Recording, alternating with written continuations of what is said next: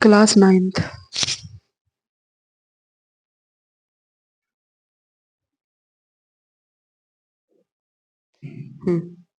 देखो, last chapter अपना खत्म हो गया था, ठीक है। 10 चैप्टर जो अपना था लास्ट वाला, तो उसके बाद अब अपने तुम चैप्टर नंबर 5 में स्टार्ट करेंगे आज से, ठीक है। चैप्टर नंबर 5वां। चैप्टर नंबर 5 में चैप्टर नंबर 5 में का जो नाम है, चैप्टर नंबर 5 में का नाम ही है एक इक्वलिट जी की ज्यामिति का परिचय। इक्वलिट की ज्यामिति का परिचय, ठीक है। एक कोई इक्वलिट जी थे, उनने क्या किया, अपना कुछ दिमाग लगाया कि ऐसे नहीं ऐसे होगा, ऐसे नहीं ऐसे होगा। उन्होंने करने के बाद कुछ अपनी ज्योमेट्री के ऊपर कुछ परिचय दिया, ठीक है, कि ऐसे करके ज्योमेट्री बनाओ या ऐसे करके कुछ भी उन्होंने जो कुछ परिचय दिया, उसी के ऊपर ये चैप्टर है, ठीक है। तो चैप्टर को समझने से पहले थोड़ी कुछ चीजें समझ लो। चीजें जैसे बिंदु क्या होता है, रेखा क्या होती, समतल क्या होता, ऐसी छोटी मोटी चीजें, ठीक है। नॉर्मल सी बात देखो, बिंदु तो अपने तुम्हें पता है, कोई भी पॉइंट जिससे रेखा या तो स्टार्ट हो या तो आए या तो क्रॉस करे, कुछ भी एक वो पॉइंट, एक बिंदु का कॉन्सेप्ट समझ लो। बिंदु मतलब पॉइंट, ठीक है। फिर उसके बाद दूसरी चीज क्या है, दूसरी चीज है अपनी रेखा। क्या, रेखा, लाइन, ठीक है। एक सीधी लाइन, लाइन का भी मतलब तुम लोग समझ रहे कि ये रही लाइन। समतल क्या है, ये बोर्ड, इसमें अपने तुम लिख रहे हो कोई तल, जैसे ये हाथ समतल हो गया, ये ऊपर वाला ये बोर्ड, ये मैंने ये बना दिया, ये समतल है। बात आई समझ में, ठीक है। इसी के ऊपर कुछ कुछ चीजें इक्वलिट जी ने बताई। क्या चीजें हैं, तो उनने कुछ अपनी अवधारणाएं प्रस्तुत की। अवधारणाएं कैसी, ये अवधारणाएं हैं उनकी। सबसे पहले तो उन्होंने कुछ अपनी, जैसे न्यूटन जी है, उन्होंने अपनी 3 वो फॉर्मूले दिए हैं न्यूटन ने, ठीक है। तो उसके ऊपर ऐसे ही इनने जो है यूक्लिड जी ने अभिग्रहित दी है, ठीक है। इसको इंग्लिश में बोल रहे एक्सियम्स।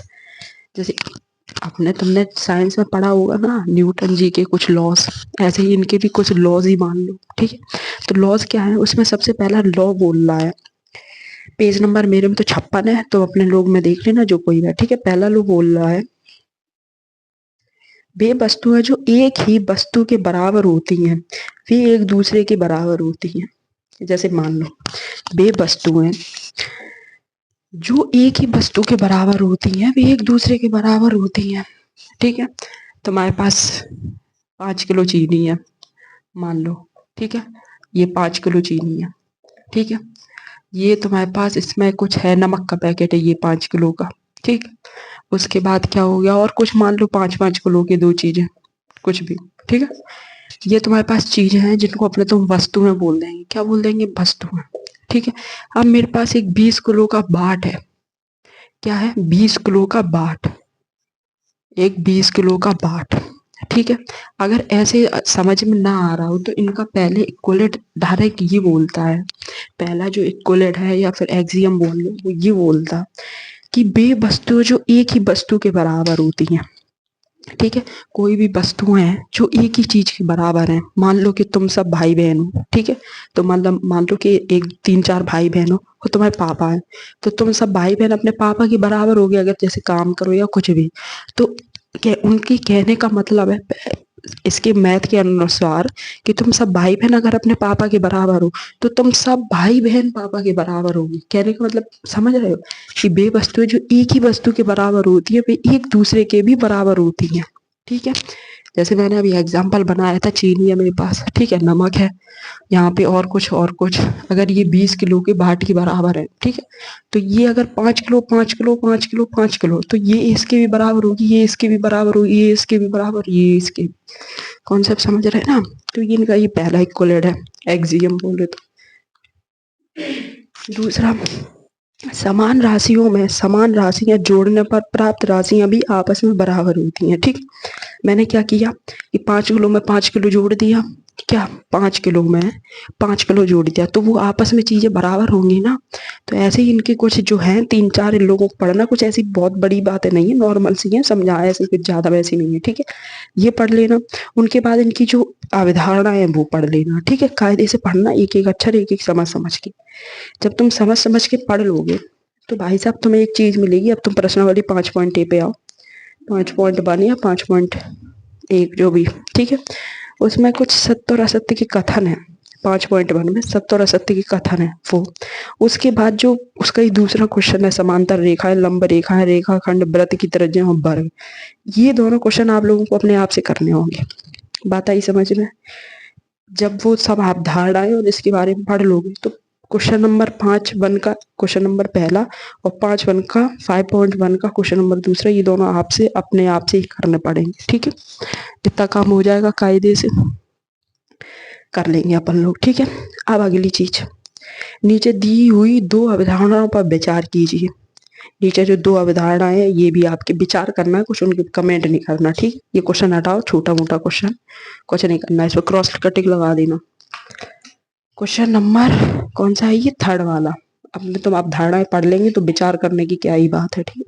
इसको निपटाओ, निपट गया। क्वेश्चन नंबर तीसरा हटाओ, ठीक है। अब क्वेश्चन नंबर चौथे पे आ जाओ। क्वेश्चन नंबर चौथा बोल रहा है, यदि 2 बिंदु ए और बी के बीच एक बिंदु सी ऐसा स्थित है कि, ध्यान से अगर क्वेश्चन पढ़ो तो ध्यान से पढ़ो। जैसे कोई लाइन है अपने पास, ठीक है। उसमें एक लाइन है, कोई भी बड़ी लाइन मान लो, जैसे समझाने के लिए मैंने बता दिया, ठीक है। उसमें बोला गया है कि एक कोई है, ये सी ए है और ये बी है, इसके बीच में ये एक बिंदु सी उपस्थित हो गया। तो उसने बोला है ए सी बराबर ए बी। ए सी बराबर आई थिंक सी बी है या ए सी बराबर बी सी है, ठीक है। इतनी बात तो इसने बता दी कि ए सी बराबर बी सी है। ध्यान से कॉन्सेप्ट जो समझा रहे वो समझते जाओ। यहाँ पे अगर मैंने कोई 2 बिंदु है, उस पर एक लाइन बनी हुई है, ठीक है। उसने बोला कि ए सी बराबर क्या है? ए बी बी सी है, सॉरी बी सी है। तो आप लोगों को क्या बताना है इसमें? आप लोगों को ये बताना है कि सिद्ध कीजिए कि ए सी बराबर हाफ ए बी है कि नहीं है। क्या सिद्ध करना है कि जो ए सी है वो आधा ए बी के बराबर है कि नहीं है। बस ये आप लोगों को बताना है, ठीक। तो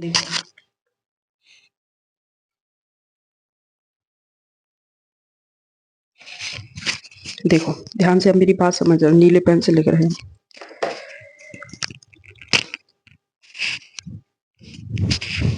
ठीक है, इतनी चीज है तो अपने तुम्हें सिद्ध क्या करना है, बुक में इधर ही ले लो। अपने तुम्हें सिद्ध करना है कि ए सी बराबर हाफ ए बी है कि नहीं है। ए सी बराबर हाफ ए बी है कि नहीं है, ये अपने तुम्हें सिद्ध करना है, ठीक है। अब ध्यान से मेरी बात सुनना। अभी अपने तुम क्या करो कि 2 बिंदु अपने तुमने बना लिए, उसमें एक पॉइंट बना दिया, ठीक है।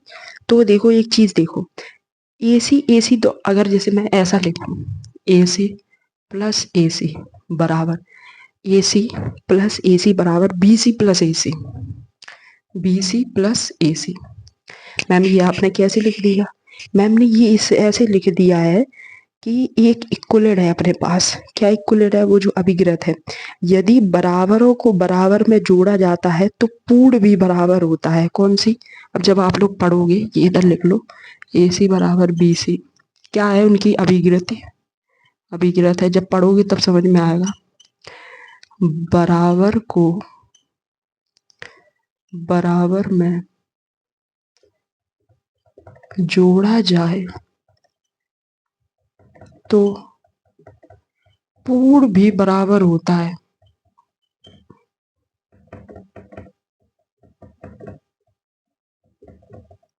इसके अनुसार मैंने ये लिखा है। बात आई समझ में? ठीक है, तो मैंने क्या किया कि जो अपने तुम्हारा जैसे ए सी तो लिखा था, ये ए सी लिखा था और ये बी सी लिखा था, बी सी मैंने दोनों तरफ ए सी जोड़ दिया। क्या जोड़ दिया मैंने? दोनों तरफ क्या जोड़ दिया? ए सी जोड़ दिया। बात आई समझ में? ठीक है, तो यहाँ से क्या हो जाएगा, यहाँ पे 2 ए सी हो जाएगा कि नहीं? और यहाँ पे क्या हो जाएगा, बी सी प्लस ए सी हो जाएगा। हो जाएगा, हो जाएगा मैम, आराम से हो जाएगा, ठीक है। अब अपने तुम ऐसे ना करो, ऐसे कर लो। देखो मैं बताऊं, ये इसी इधर साइड प्लस का इधर साइड लेके आओ इसको, तो AC plus AC minus AC क्या है, दोनों साइड मैंने AC को जोड़ दिया, ठीक है। तो C रेखाखंड AB पर स्थित है, इसलिए B प्लस C मोड़। ऐसे देखो, यहाँ से ये AC और AC है, तो ये 2AC हो गया कि नहीं हो गया। अब देखो यहाँ पे BC, ये BC, ठीक है, और AC, ये AC। ध्यान से मेरी बात समझना, ये मैंने जो इन दोनों को जोड़ रहे तो BC, ये वाली इतनी लाइन, और इसको AC, इसको जोड़ गए तो ये पूरी लाइन नहीं बन गई ना, तो A भी बन गई कि नहीं बन गई, बन गई ये भी। अगर मैंने AC दोनों तरफ जोड़ दिया तो आधा ए BC लाइन इतनी है और AC लाइन इतनी है, तो ये पूरी लाइन तो जोड़ रहे हैं ना, तो ए भी लाइन बन गई। तो AC बराबर इधर साइड ये गुणा में, इधर साइड भाग में आ जाएगा, हाफ AB। हो गया सिद्ध कि नहीं हो गया मैम? हो गया सिद्ध। कुछ था क्वेश्चन में? नहीं था मैम। नोट कर लो, कर लो नोट।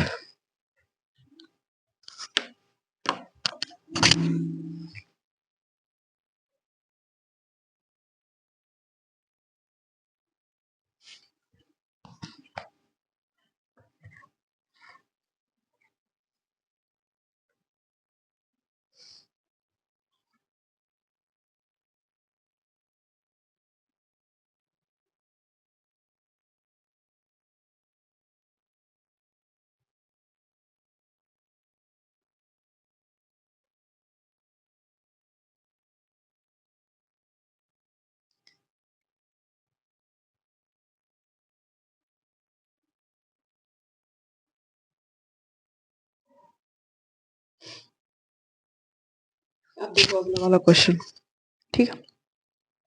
अगला वाला क्वेश्चन बोल रहा है कि प्रश्न 4 में सी रेखाखंड ए बी का मध्य बिंदु है। जैसे कि अपने तुम्हें पता ही था कि ये एक रेखाखंड है, इसमें जो सी है वो उसका क्या है, मध्य बिंदु है कि नहीं है? मैम है, अपने तुमने क्वेश्चन भी दिया था तो उसके अकॉर्डिंग अपने तुमने बना लिया, ठीक है।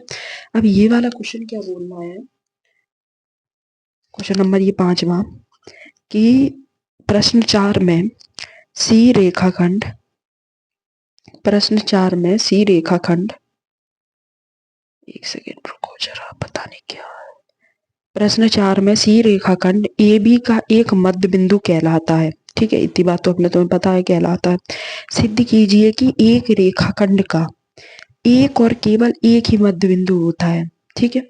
उसने ये बोला कि अब तुम सिद्ध करो कि कोई रेखाखंड है उसका सिर्फ एक ही मध्य बिंदु होता है, आप लोगों को सिद्ध करना है, ठीक है। तो अगर एक मध्य बिंदु सिद्ध करने के लिए क्या करना पड़ेगा, हम मान ले रहे हैं कि रेखाखंड के दो बिंदु हैं। क्या मान ले रहे हैं? अभी तो मैं, जैसे तुम्हें तुमसे कोई कहे कि चलो तुम सिद्ध करके दिखाओ कि तुमने ये झूठ नहीं बोला है, ठीक है। जैसे तुमने कुछ झूठ बोल दिया और तुम, अब कोई तुमसे बोला कि चलो सिद्ध करके दिखाओ कि तुमने ये झूठ नहीं बोला, तो तुम क्या करोगे, जाके उस आदमी को पकड़ोगे ना जिसने उसे जैसे ऐसे नॉर्मल चीज, जैसे तुमने किसी को मारा 2 थप्पड़, मतलब नहीं मारा लेकिन किसी ने घर पे तुम्हें बता दिया आगे कि देखो तुम्हारे पापा से कुछ भी नाम हो, तुम्हारे पापा के जैसे मैंने मान लिया एक्स नाम है, कि देखो एक्स तुम्हारा लड़का या लड़की जो कोई भी तो वो तुम्हारे, मतलब पापा से बोला तुम्हारे पापा का नाम एक्स है कि तुम्हारी लड़का या लड़की ने इस लड़के या लड़की को बहुत मारा, ठीक है। अब तुमने क्या सोचा, अब ये बात तो झूठ है क्योंकि तुमने तो किसी को मारा नहीं, तुम तो अच्छे बच्चे हो, ठीक है। तो जब तुमने नहीं मारा तो अब तुम क्या करोगे कि उस आदमी को पकड़ के लेके आओगे जिसको तुमने मारा, मारा नहीं लेकिन फिर भी जिसको मारा मान लो एक तरीके से, ठीक है। तो उसको पकड़ के लाओगे, फिर उसको पकड़ के लाओगे जिसने ये बोला, तभी तो सामने बात रख पाएगी ना। बात आ रही समझ में? तो अब तुम्हें सिद्ध करना है तो तुम्हें उन बिंदु को तो लाना पड़ेगा ना। कॉन्सेप्ट समझो, ए और बी, सी और डी को लाना पड़ेगा, ठीक है। सी और डी को लाना पड़ेगा क्योंकि सिद्ध करना है कि एक कोई रेखा का सिर्फ एक ही बिंदु होता है। तो अब तुम्हें सिद्ध क्या करना है कि अगर एक ही बिंदु होता होगा तो बात तो सही हो जाएगी, अगर नहीं होता है बिंदु तो एक और बिंदु लाके अपने तुमने रख दिया। कॉन्सेप्ट समझ रहे हो, ठीक है।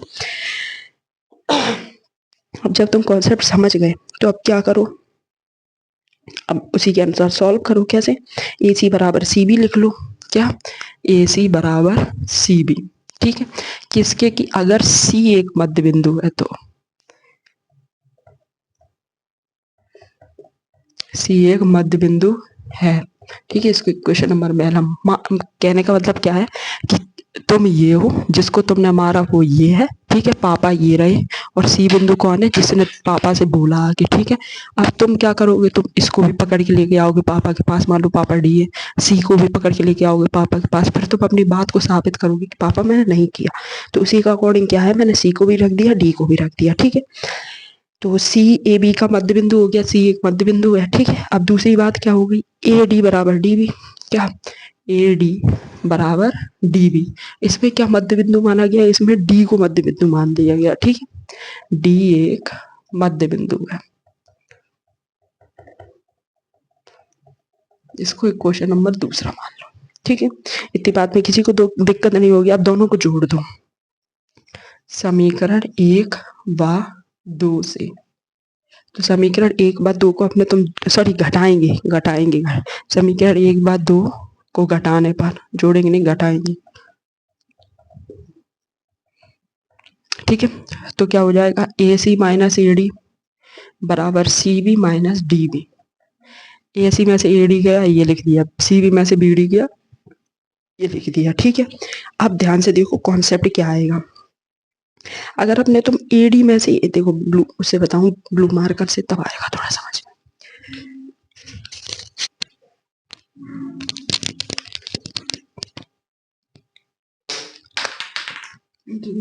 चलो छोड़, देखो यहाँ पे, ठीक है।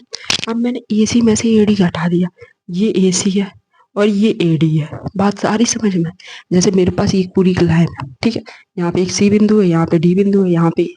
अब मैंने इतनी लाइन में से इतनी लाइन को घटा दिया, तो बचा क्या, कॉन्सेप्ट समझ रहे हैं ना। मैंने उतनी लाइन में से उतनी लाइन को घटा दिया, तो सी डी बचा ना, इतनी लाइन बची ना, इतनी वाली। जैसे ये लाइन मान लो 3 सेंटीमीटर की, ये लाइन 5 सेंटीमीटर, 5 में से 3 गए तो ये 2 सेंटीमीटर की बचेगी ना। तो बस क्या बचा यहाँ पे, सी और डी। अब यहाँ पे देखो, सी बी में से सी डी, इतनी इतनी लाइन को कटाई तो क्या बची, यहाँ पर भी अपनी वही बची, क्या, सी डी। दोनों साइड बची कि नहीं बची सी डी, ठीक है, यहाँ पर भी सी डी बची।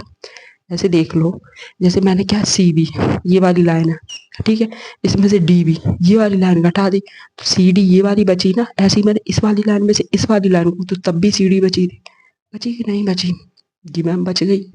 अब अपने तुम्हें क्या करना है कि अपनी जो इक्वलेट है, यदि बराबर को जोड़ा जाए तो पूरी भी बराबर आता है, उसी अकॉर्डिंग यदि बराबर को जोड़ा जाए तो पूरी भी बराबर आता है, उसी अकॉर्डिंग क्या करो अपने तुम, दोनों को सी डी को दोनों तरफ जोड़ दो, ठीक है।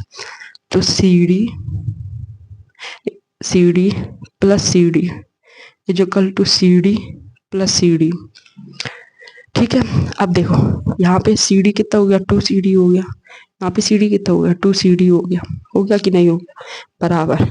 इस 2 में से इस 2 को निपटा जाएगा, सी डी अगर सी डी में से सी डी को निपटा देंगे तो काम गड़बड़ हो जाएगा। तो एक काम करेंगे, इस सी डी को उठा के इधर साइड लेके आएंगे, तो C D minus C D कर देंगे पहले, इस सी डी को उठा के इधर साइड, अब एक बार प्लस कर देंगे, C D plus C D, ठीक है। एक बार माइनस कर देंगे, माइनस कैसे किया, उधर साइड वाले को उठा के लिया है इधर साइड वाले में, ठीक है। अब सी डी में से सी डी गया तो 0 आ गया, यहाँ पे 2 CD आ गया, क्या 2 CD, पता ही समझ में, ठीक है। अब सी डी बराबर क्या हो जाएगा, 2 को एक गुणा में इधर साइड भाग में लेके आओ, तो सी डी बराबर 0, ठीक है।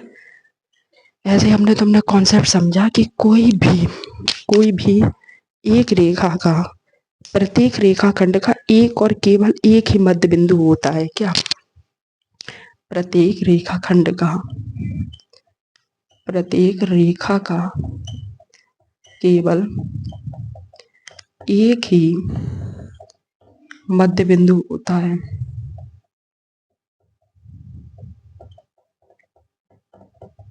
कॉन्सेप्ट आया समझ में, नोट कर लो।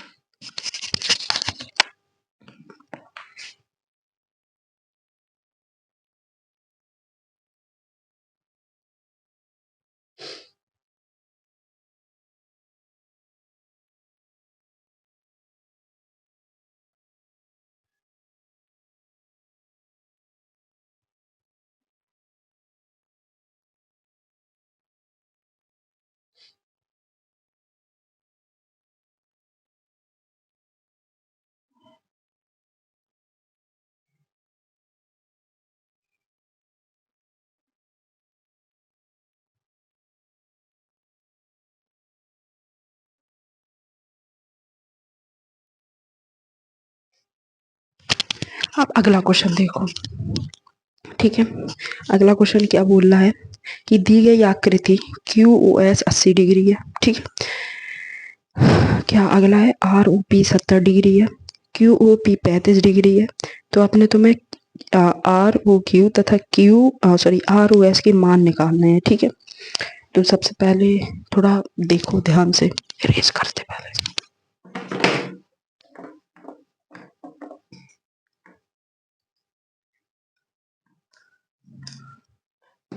ये अपनी कुछ ऐसी आकृति दी गई है, ऐसी तो दी गई है जी मैम, ऐसे ही दी गई है, ठीक है। तो इसमें क्या क्या बताया गया है, बना दी गई एस ओ आर, थोड़ा सीधा है ये।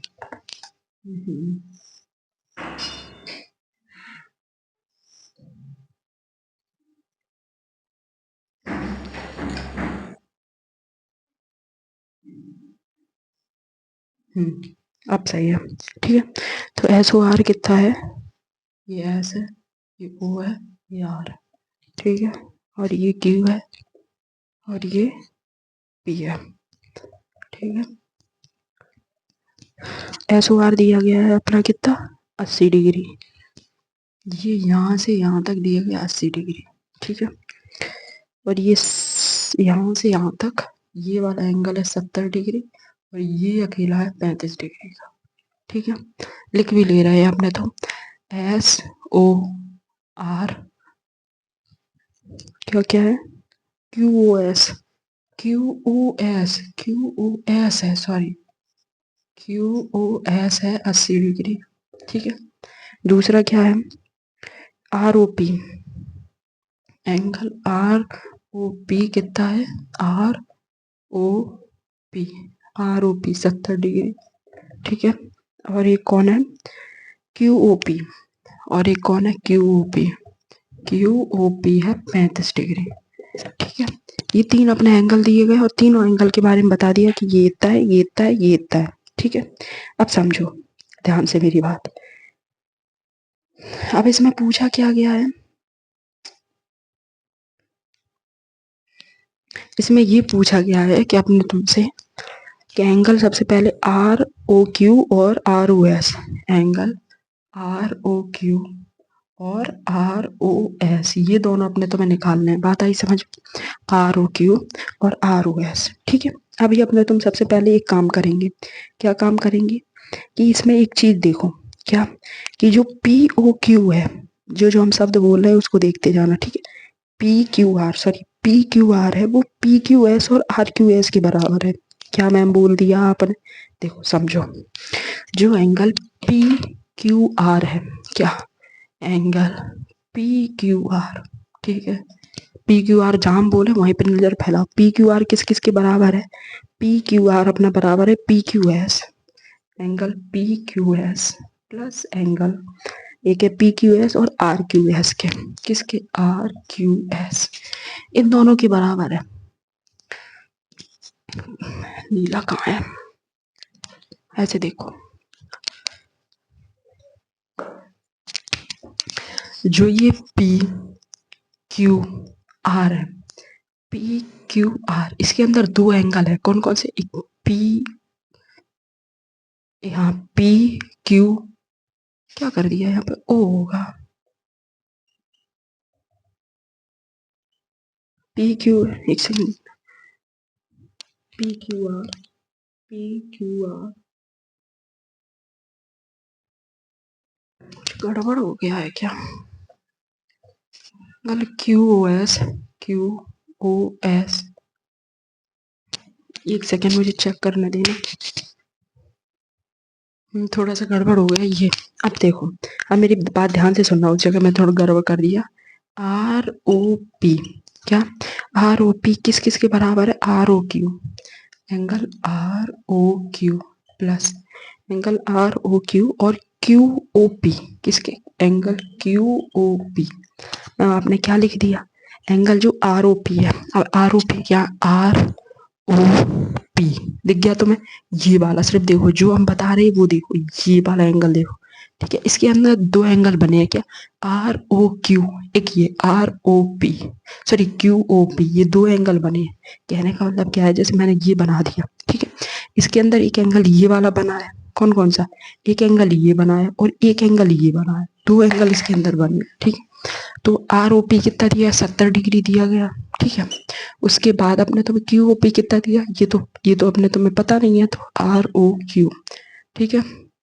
क्यू ओ पी कितना दिया, 35 डिग्री, जो 35 डिग्री को इधर साइड लेके आओ, तो 70 - 35 बराबर एंगल आर ओ क्यू। तो 70 में से 35 गए, कितने बचे, 35 ही बचे, 35 दूनी 70, 35 बराबर एंगल आर ओ क्यू, एक तो निकल आया अपना, ठीक है। इतनी बात की सब में सबको क्लियर हो गई। अब देखो एंगल क्यू ओ एस, देखो एंगल क्यू ओ एस बराबर, ठीक है, क्यू एस किसके बराबर है, आर ओ क्यू, और आर ओ एस के बराबर किसके, angle R O Q plus angle R O S के बराबर है, कॉट क्यू एस, ये क्यू क्यू ओ एस किसके किसके बराबर है, एक आर ओ क्यू के बराबर है और एक आर ओ एस के बराबर है, ठीक है।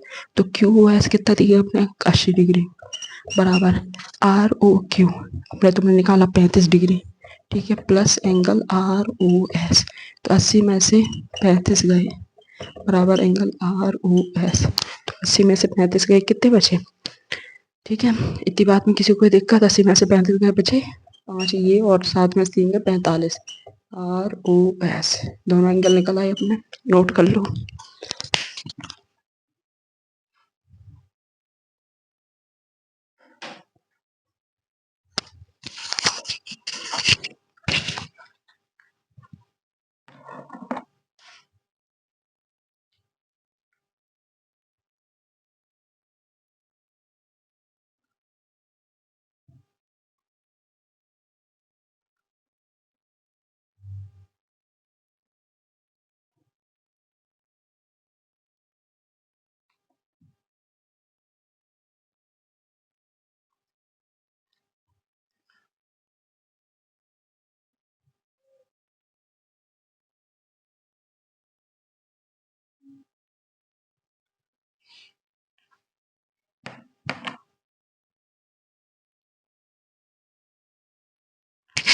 अगला क्वेश्चन देखो, क्वेश्चन नंबर 7 में, यदि क्यू, ठीक है, कोई क्यू पॉइंट है, पी आर के बीच इस प्रकार स्थित है कि पी आर बराबर 22 सेंटीमीटर और क्यू आर बराबर 15 सेंटीमीटर है, तब पी क्यू का मान पी क्यू का मान ज्ञात कीजिए तथा किसी अपग्रहित का प्रयोग करिए, जो अपनी पहले जो इक्वलेट वाली जी है उनका प्रयोग करके, ठीक है। तो एक अपने पास इक्वलेट है, क्या है, वही जो अपने तुम यूज करते चले आ रहे हैं, पूर्ण अपने भाग से बड़ा होता है, ठीक है, वो जो अपने तुमने अभी मतलब पढ़ना तुम तब समझ में आएगा, ठीक।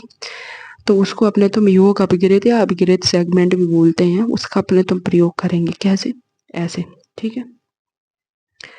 सबसे पहले तो नोट कर, ये तो हो गया होगा नोट, अगर नोट नहीं होता है तो पॉज कर लिया करो वीडियो, समझ में भी आ गया होगा, ठीक है, समझने की कोशिश करो तो सब समझ में आता है। देखो क्या, अब ऐसे देखो, जो पूर्ण वो जो अपग्रहित है उसका प्रयोग करके, या चूंकि क्यू पी क्यू के पी आर के बीच स्थित है, इसलिए हम पूर्ण अपने भाग से बड़ा होता है, जो पूर्ण है पूरा वो अपने भाग से हमेशा बड़ा होता है, ठीक। The whole is greater than the part, और सेगमेंट एडिशन पोस्टुलेट है, अपग्रहित कौन सा, सेगमेंट एडिशन, या बोले तो रेखाखंड योग अवरहित, अवरहित पता नहीं क्या ही पढ़ते, कौन सा, रेखाखंड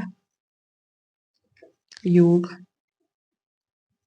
अभिग्रहित का प्रयोग करके, कौन सा, पूर्ण हमेशा अपने अंश से बड़ा होता है, ठीक है। तो पूर्ण क्या है अपना, P Q plus P R, P Q plus P, हाँ sorry, P Q plus Q R होगा, P Q plus Q R बराबर पी आर के बराबर होगा, ठीक है। P Q plus Q R किसके बराबर होगा, पी आर के, और क्वेश्चन में क्या दिया गया अपना, क्यू आर और पी आर की वैल्यू दे दी गई है, तो क्यू आर की वैल्यू 15 और पी आर की वैल्यू कितनी, 22, ठीक है। और ये पी क्यू अपने तुम्हें यहाँ से पता करना है, ठीक है। तो पी क्यू बराबर 15, इधर प्लस का इधर साइड आगे कैसे हो जाएगा, माइनस का, ठीक है। तो पी क्यू बराबर कौन सी हो जाएगी, 22 में से 15 गए, कितने हो गए, 7, ये इसका आंसर। तो कौन सी अपकृति लगी अपने तुम्हें? रेखाखंड अपकृत। ठीक है, रेखाखंड योग वाली। तब बस आंसर है ये, इसका नोट कर लो।